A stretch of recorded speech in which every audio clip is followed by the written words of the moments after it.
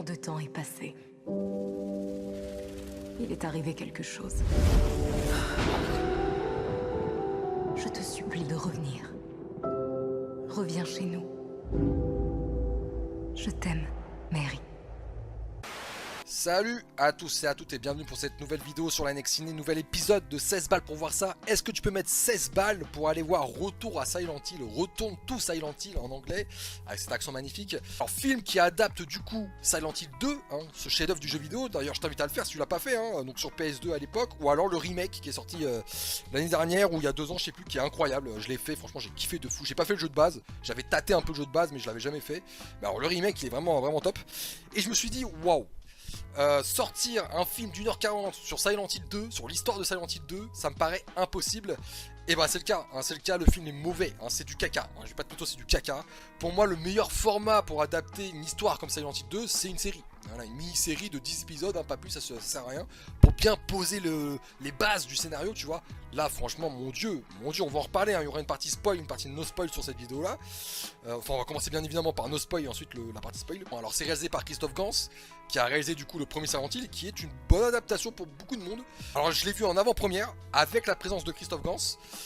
Du coup il est venu à la fin de la séance pour une séance de questions-réponses, et honnêtement le malaise. Alors il rentre dans la salle avec un présentateur, tu sais, et le présentateur il fait alors les gens, ça vous a plu? Blanc total, la salle était blindée, il y avait 380 personnes, il y a eu un blanc total, c'était un malaise total. Deuxième question, et alors est-ce que c'est fidèle au jeu vidéo? Blanc total aussi. Là je l'ai fait ouh, franchement je suis le réalisateur, je suis mal. Alors la séance de questions-réponses était intéressante, ça y a pas de problème, c'était plutôt cool. On sent que le réalisateur quand même il aime cet univers.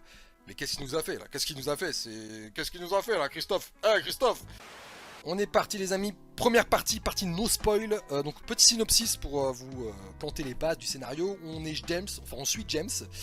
James il va recevoir la lettre de sa femme lui disant de la retrouver à Silent Hill, sauf que sa femme est décédée. Elle est décédée, donc bizarre, d'où il reçoit cette lettre. Donc il trouve ça bizarre, donc il va se rendre à Silent Hill, donc, qui est un village qui leur tient particulièrement à cœur, enfin une ville qu'ils ont déjà côtoyée entre guillemets. Et du coup il va se retrouver là-bas et il va chercher sa femme. Voilà, il va chercher sa femme, et le jeu, on va parler plutôt du jeu, c'est vraiment tout un... C'est psychologique, on est dans la psychologie de James, voilà, tout ce qu'on va voir, tout ce qu'on va suivre tout au long de l'aventure, c'est par rapport à sa psychologie, par rapport à ce qu'il a pu vivre avec sa femme, au cancer de sa femme, ça c'est dans le jeu, parce que dans le film c'est totalement différent, ça sera dans la partie spoil. Mais voilà, dans le jeu, voilà, il a vécu les dernières années avec sa femme, avec le cancer de sa femme, ça a été des années très difficiles. Et tout ce qu'il va vivre, toute l'horreur qu'il va vivre à Silent Hill, avec cette brume, avec tous ces monstres un peu chelous, c'est dû à sa psychologie, à son état actuel qui est complètement désastreux, voilà. Et du coup voilà, on va déambuler dans Silent Hill avec ce James complètement atteint entre guillemets, voilà. Déjà le trailer, la bande annonce pour moi elle est mensongère de fou. Pourquoi? La bande annonce elle te montre, en fait c'est un film qui va s'adresser aux fans de Silent Hill 2, aux gens qui connaissent un minimum Silent Hill 2. Un gars lambda qui va voir ce film là il va rien comprendre, on va pas se mytho. Et en fait la bande annonce elle te cale que des moments cultes entre guillemets du jeu vidéo. Voilà, en gros, ils ont tout mis dans la bande-annonce. Voilà, on vous met ça, regardez, c'est comme dans le jeu. On vous met ça, regardez, c'est comme dans le jeu. On vous met ça, regardez, c'est comme dans le jeu. Du coup, moi, quand j'ai vu la bande-annonce, j'étais en mode, oh, il y a un délire, ça a l'air d'être pas mal. Franchement, ça a l'air d'être. Non, c'est faux.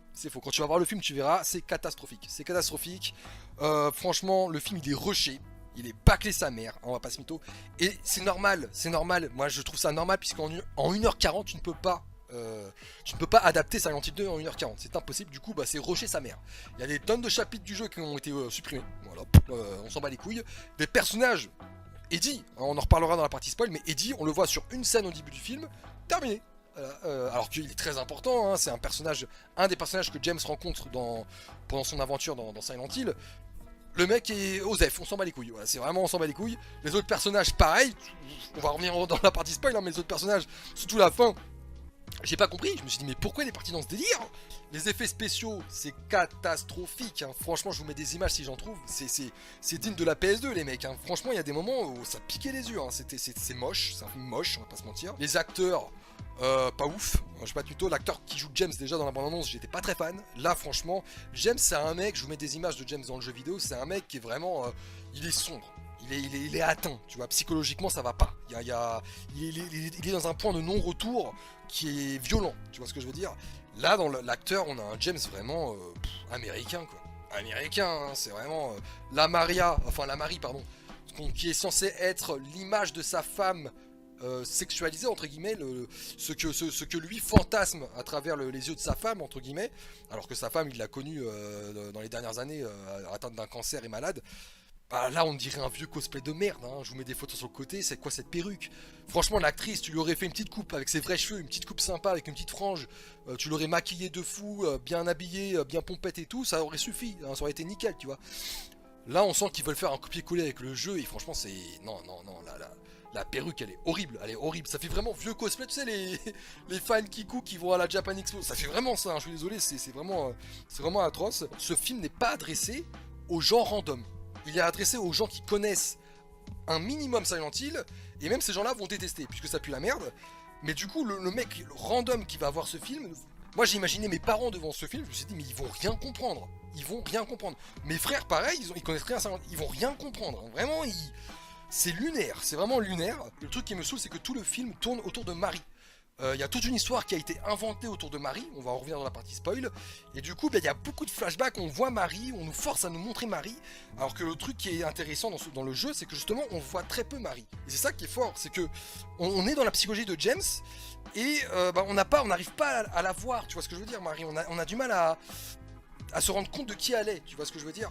Et là franchement le film, on te fout du Marie toutes les 10 minutes, et ça nique un peu tout, tu vois, on voit un peu trop Marie, je trouve, à mon goût dans le film. Et du coup, la psychologie de James, je trouve qu'elle est au second plan. Elle est pas si importante, enfin pas qu'elle est pas importante, mais on la sent moins que par rapport au jeu. Et c'est dommage, parce que c'est vraiment le point central de l'histoire, en fait.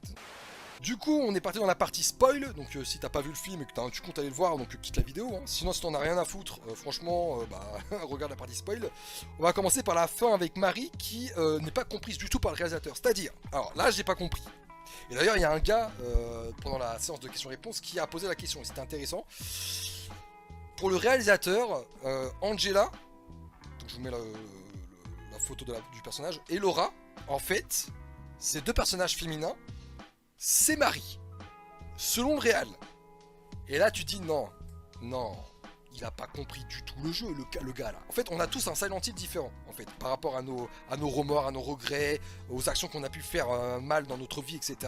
Et en gros, James, dans son aventure, il rencontre Angela, il va se rendre compte qu'Angela, elle aussi, elle a des traumas. Elle aussi, psychologiquement, ça va plus, en fait. Donc, elle s'est fait violer et abuser sexuellement par son père, je crois, ou son oncle. Non, je crois que c'est son père, étant jeune. Et c'est pour ça qu'elle est là à Silent Hill. C'est que elle est dans une psychologie maladive. Et du coup, elle se retrouve à Silent Hill. Laura, pareil, elle a son histoire. Eddie qu'on ne voit pas du tout du film, hein, quasiment, lui aussi il a son histoire qui est intéressante. Et pour le réalisateur, lui quand il a joué au jeu, c'est ce qu'il nous expliquait en répondant à la question, c'est comme ça qu'il a perçu le jeu. Pour lui, Laura et Angela sont, c'est Marie. Voilà, c'est une image de Marie, mais reflétée dans des corps différents. C'est n'importe quoi, c'est n'importe quoi. Et à la fin du film, on te le fait comprendre. Et là, j'étais en mode, mais c'est pas possible. Mais il a pas compris le jeu. Il a pas compris justement l'importance de Angela, de Laura, de Eddie, de tous ces personnages qu'on voit dans le jeu, tu vois. Alors, comme il le dit, il fait chacun a une façon différente de comprendre un jeu. C'est une réalité, c'est vrai. Mais là, il y a une histoire, cousin. Il y a une histoire, il y a un truc à suivre quand même. Les scènes de début. Alors, au début, moi, j'aurais commencé le film comme dans le jeu, c'est-à-dire on commençait avec James à côté de sa voiture, à côté des toilettes publiques, la scène du miroir, début de film. Voilà. Franchement, ça sert à rien de mettre un autre truc. T'as 10 minutes de film avant ça, où on voit James en Mustang se balader, lunettes de soleil, en mode kéké. Enfin, tu fais, James, c'est pas ça, tu vois. Sa rencontre avec Marie, alors tu vois Marie dès le début du film, alors voilà, alors Marie qui veut prendre un bus, finalement il va se passer un truc qui fait qu'elle peut pas prendre son bus, du coup elle rencontre James, du coup on les voit emménager ensemble, tout ça, ça sert à rien tout ça, tu vois, c'est nous poser un contexte qui sert à rien, tu vois, c'est vraiment inutile. Tu commences le film à côté des toilettes publiques, il lit la fameuse lettre qu'il a reçue de sa femme décédée, c'est bon, on a le synopsis, tu vois. Il y a une double fin. Alors le truc intéressant, c'est qu'il adapte une des fins du jeu, parce qu'il y a 4 fins possibles dans le jeu, et il en adapte une dans son film, qui est intéressant en vrai. Donc c'est je crois que c'est Dark Water ou la Water, je sais plus comment ça s'appelle. Donc c'est l'une des fins du jeu où, James meurt. Hein. Il adapte cette fin là, et je me suis dit, bon, ok, le film est nul. Mais il y a une fin intéressante, je me dis bon c'est pas mal. Bah non, en fait bah non, donc il y a cette fin qui se passe. Et je sais pas pourquoi, t'as une sorte de flashback à la fin où il revient en arrière au moment du bus avec Marie. Et là je me suis dit peut-être qu'il va laisser Marie partir. Tu vois, peut-être que finalement Dans la vraie vie, ce qui s'est passé, c'est que bah voilà, il a rencontré Marie. Marie n'a pas pu prendre son bus et du coup, il se passe ce qui se passe. D'ailleurs, on va revenir sur un truc après qui est important. Et là, je me suis dit, ah, peut-être qu'il va la laisser partir. Et du coup, ça fait une double fin. Plutôt, voilà, il comprend qu'il faut laisser Marie partir, qu'il faut arrêter de la chercher entre guillemets. Et donc, laisse-la partir. Tu vois ce que je veux dire? Bah non. À la fin, elle loupe son bus. Il la rencontre à nouveau. Il part avec elle. Et là, tu te dis, mais faut comprendre quoi du coup? Parce qu'on a la fin Darkwater là où il meurt, et après, il se remet pas en question, et il repart avec elle. En gros, c'est deux des fins de Silent Hill, en gros, la bonne et la mauvaise, entre guillemets, tu vois ce que je veux dire? Donc du coup, bah, sa fin Darkwater, elle est cassée par la fin, la vraie fin du film, où il se repart avec Marie, et du coup, bah, il comprend rien de ses erreurs, tu vois. Donc c'est complètement débile. Et par ailleurs, t'as une histoire avec Marie, avec une secte chelou là. Dites-le, enfin, je m'en souviens plus, mais on est d'accord, Marie dans le jeu, elle a un cancer, voilà, c'est le gros du scénario, on est d'accord. Il n'y a pas d'histoire de secte, enfin, je crois qu'il y a un petit truc qui parle de secte à un moment, mais rien à voir avec Marie, rien à voir avec une histoire de secte. Là, tout le film tourne autour de Marie, de son histoire de secte où elle se fait abuser par son père ou je sais pas quoi, enfin... J'ai rien compris, j'ai fait mais qu'est-ce que c'est? Il y a même un moment où je commençais à hésiter, je me suis dit mais attends, mais c'est moi qui ai pas compris le jeu, c'est moi qui ai... C'est quoi cette histoire de secte? J'ai loupé dans le jeu. J'ai commencé à paniquer, tu sais, j'étais en mode non mais c'est pas possible, j'ai pas compris le jeu. Et en fait non, en discutant avec des amis qui eux ont joué au jeu et tout ça, ils m'ont dit non, ça a complètement été fantasmé par le réalisateur, c'est une histoire qu'il a complètement adaptée et tout. Et franchement c'est trop, déjà c'est too much, et je suis désolé, ça n'a rien à foutre là. Franchement ça n'a rien à foutre là, Alors, on a parlé aussi des effets spéciaux qui sont catastrophiques. Hein. Marie en mode monstre à la fin du film là, parce que alors dans le jeu, elle est le dernier boss, enfin le boss final du jeu, c'est sa femme en fait. Hein. C'est sa femme en mode monstre. Je vous mets des images de Marie dans le jeu hein, en mode monstre qui fait quand même flipper. Hein. Là dans le film, oh là là le design du monstre, il est horrible. Oh là là là là là, c'est vraiment affreux. Hein. C'est vraiment affreux. Ça fait vraiment. Tu m'aurais dit que le film il était sorti en 2005, j'y crois. C'est un film sorti de 2005. Vraiment, c'est un truc de fou. Hein. Y a des scènes hyper importantes qui ont été supprimées. Par exemple, la scène du viol avec Pyramid Head. Pyramid Head, il se met à violer un des monstres double jambe, là, un peu chelou, là, sur une table devant James qui est caché dans un placard. Cette scène-là, elle est hyper importante. Et bah là, non. Alors, du coup, c'est une scène où Pyramid Head, donc il fout le monstre sur la table. Et puis, il tabasse le monstre. Ça n'a aucun sens, ça n'a aucun intérêt, tu dis pourquoi c'est là, ça sert à rien couper cette scène.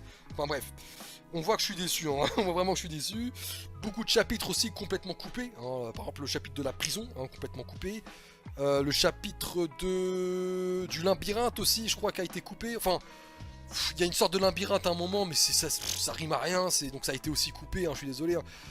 Il y a très peu de moments où tu vois James se balader à Silent Hill, alors que c'est là-bas, Silent Hill, c'est un personnage à part entière, tu vois.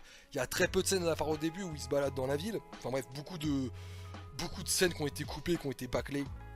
Et franchement, c'est vraiment dommage. Moi, ce qui me fait rire, c'est l'hypocrisie des gens. C'est-à-dire que quand les gens ils étaient interviewés dans la salle, tout de suite, oh, merci Christophe Gans pour ce film qui adapte à merveille le Silent Hill 2, nous on est fans, arrête.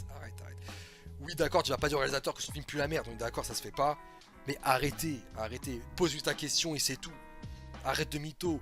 Le mec il est rentré, ils ont demandé si on avait apprécié le film, personne n'a répondu, ça veut tout dire. Si le film est bon, les gens répondent, tu vois ce que je veux dire. Là, personne n'a répondu. Le gars il répond, enfin il pose la question, est-ce que ça adapte bien le jeu? Personne ne répondait, il n'y a eu aucune réaction. Ça voulait tout dire les gars. Franchement, je suis désolé. Et quand je vois les critiques sur internet qui tombent, tout le monde est d'accord, le film pue la merde. Non mais vraiment, c'est affreux, c'est affreux. Ne mets pas 16 balles pour aller voir Silent Hill 2 en film. Vraiment, tu vas voir, tu perds ton temps. Et vraiment, si tu ne connais rien à Silent Hill 2 et que tu n'as jamais joué au jeu, n'y va pas, tu vas rien comprendre. Vraiment, tu vas rien comprendre, tu vas être largué, mais sa mère, hein, vraiment. Enfin bref. Si t'es Silent Hill 2, ne mets pas 16 balles pour aller voir Silent Hill 2, le film. C'est pas bon. C'est vraiment pas bon, c'est caca, passe mytho.